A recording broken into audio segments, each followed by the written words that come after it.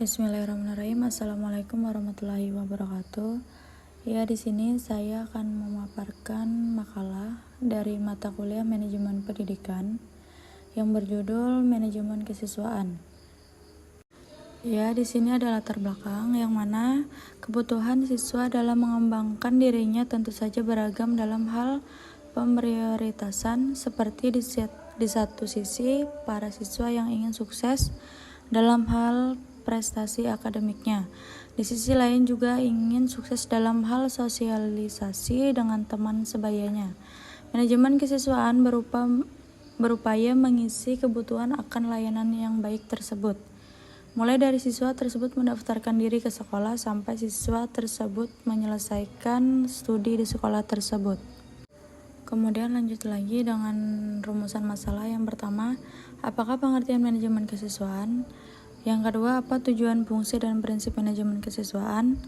Dan yang ketiga, bagaimana tanggung jawab kepala sekolah dalam memanajemen kesiswaan? Kemudian di sini ada manajemen kesiswaan atau pengertian dari manajemen kesiswaan.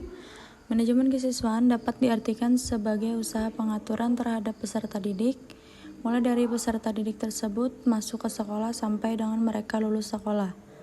Yang diatur secara langsung adalah segi-segi yang berkenaan dengan peserta didik secara langsung, dan segi-segi lain selain peserta didik secara tidak langsung. Kemudian di sini ada tujuan, fungsi, dan prinsip manajemen kesiswaan. Yang pertama, tujuan manajemen kesiswaan adalah mengatur kegiatan-kegiatan peserta didik agar kegiatan-kegiatan tersebut menunjang proses pembelajaran di lembaga pendidikan sekolah. Fungsinya, manajemen kesiswaan adalah sebagai wahana bagi peserta didik untuk mengembangkan diri seoptimal mungkin, baik yang berkenaan dengan segi-segi individualitasnya, segi sosial, aspirasi, kebutuhan, dan segi-segi potensi peserta didik lainnya. Kemudian ada prinsip. Yang pertama, penyelenggaraan harus mengacu pada peraturan yang berlaku pada saat program dilaksanakan. Yang kedua, harus mempunyai tujuan yang sama atau mendukung terhadap tujuan manajemen sekolah secara keseluruhan. Yang ketiga, segala bentuk kegiatan manajemen kesiswaan haruslah mengemban misi pendidikan dan dalam rangka mendidik peserta didik. Yang keempat, kegiatan-kegiatan manajemen kesiswaan haruslah diupayakan untuk mempersatukan peserta yang mempunyai keragaman latar belakang dan punya banyak perbedaan. Yang kelima, kegiatan manajemen kesiswaan haruslah dipandang sebagai upaya pengaturan terhadap bimbingan peserta didik. Yang keenam, kegiatan manajemen kesiswaan haruslah mendorong dan memicu kemandirian peserta didik. Dan yang terakhir, kegiatan manajemen kesiswaan haruslah fungsional bagi kehidupan peserta didik seperti sekolah. Kemudian ada ruang lingkup manajemen peserta didik. Yang pertama, analisis kebutuhan peserta didik, di mana di sini langkah pertama dalam kegiatan manajemen peserta didik adalah melakukan analisis kebutuhan, yaitu penetapan siswa yang dibutuhkan oleh lembaga pendidikan sekolah.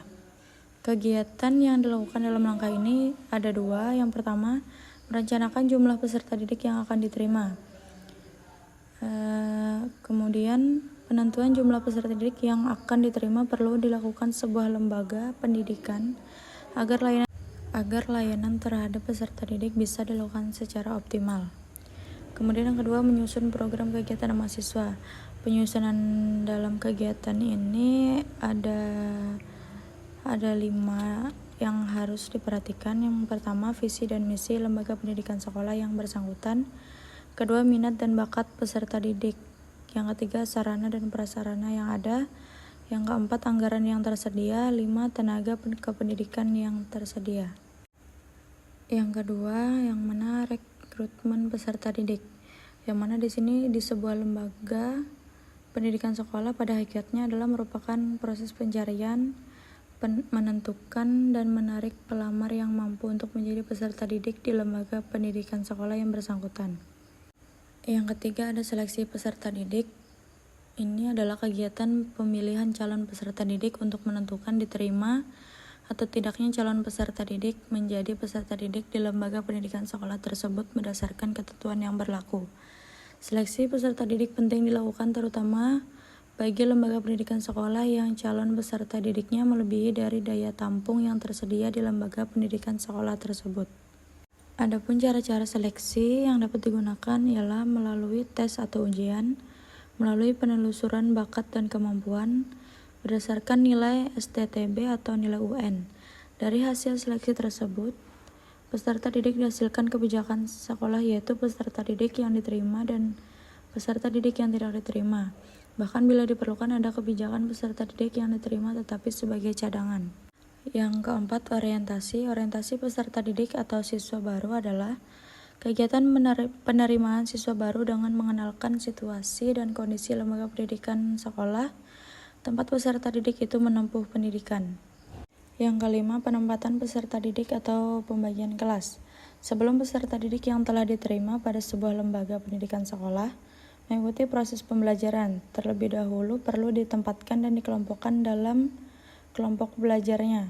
Pengelompokan peserta didik yang dilaksanakan pada sekolah sebagian besar didasarkan pada sistem kelas.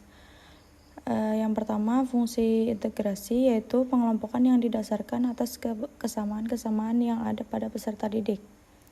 Yang kedua, fungsi perbedaan, yaitu pengelompokan peserta didik didasarkan kepada perbedaan-perbedaan yang ada dalam individu peserta didik seperti minat, bakat, kemampuan, dan sebagainya.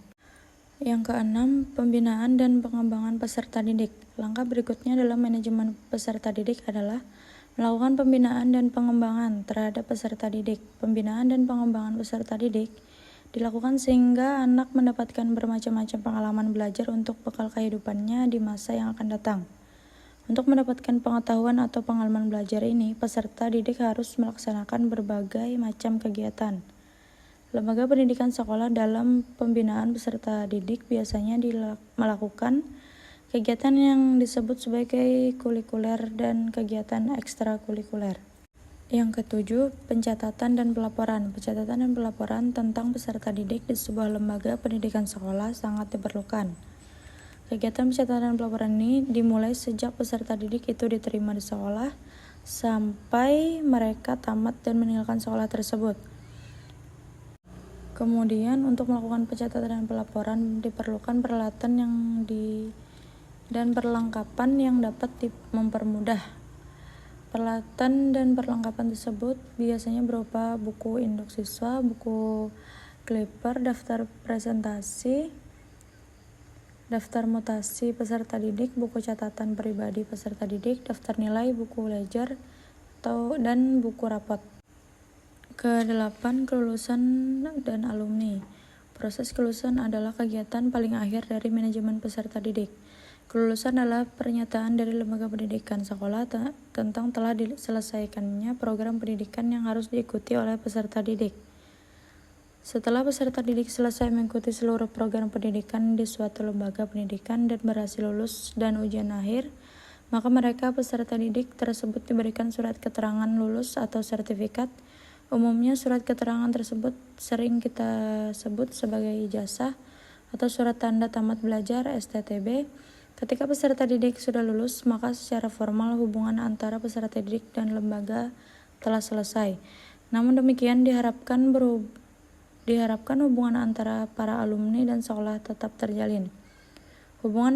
Hubungan antara sekolah dengan para alumni dapat dipelihara lewat pertemuan-pertemuan yang diselenggarakan oleh para alumni yang biasa disebut reuni ataupun organisasi alumni yang bertujuan untuk yang pertama membangun jaringan silaturahmi kepada para alumni sehingga tercipta rasa cinta terhadap alma mater sekolah. Yang kedua, memberdayakan alumni untuk membantu membina siswa di sekolah alma mater.